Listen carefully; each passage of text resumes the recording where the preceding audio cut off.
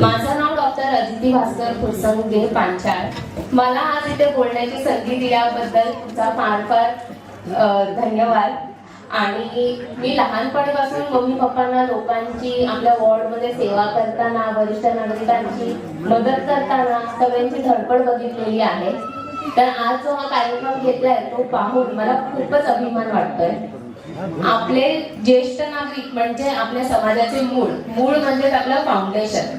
त्यांनी आयुष्यभर कष्ट केले आहेत, कुटुंब आणि हा समाज घडवला आहे. आज त्यांच्या अनुभवामुळे आपण सगळ्या कार्यक्रमांमध्ये बोला, आयुष्यामध्ये योग्य निर्णय आपण घेऊ शकतो. तर जेव्हा त्यांना काही संकट येतात, त्यांना आपली जरी मदत हवी असते तर त्याच्यासाठी आपण त्यांच्या बरोबर उभं राहणं हे आपलं कर्तव्यच आहे.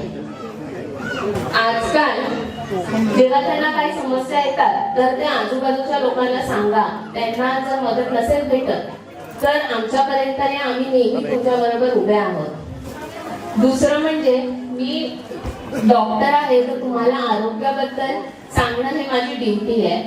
तर जेव्हा प्रथम म्हणजे तुम्हाला जर कधी आरोग्यामध्ये, तुमच्या शरीरामध्ये काही वेगळं वाटत असेल, छाती दुखत असेल, चालताना पाय जास्त दुखत असतील, जर तुमचा बीपी कमी वाटतोय, चक्कर येते, जर शुगर कमी जास्त झालेली आहे, हे तुम्ही घरी काही उपचार न करता लगेच डॉक्टरकडे जाऊन त्याची तपासणी करणं हे खूप गरजेचं आहे.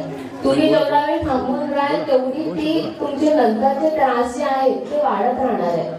तर आधी डॉक्टरकडे जायचं, घरी उपचार तुम्ही काही करायला बघू नका.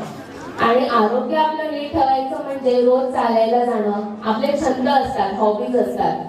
कोणाला ड्रॉइंग काढायला आवडतं बोला, कोणाला गाणी ऐकायला आवडतात, ते सगळे तुम्ही पाळा.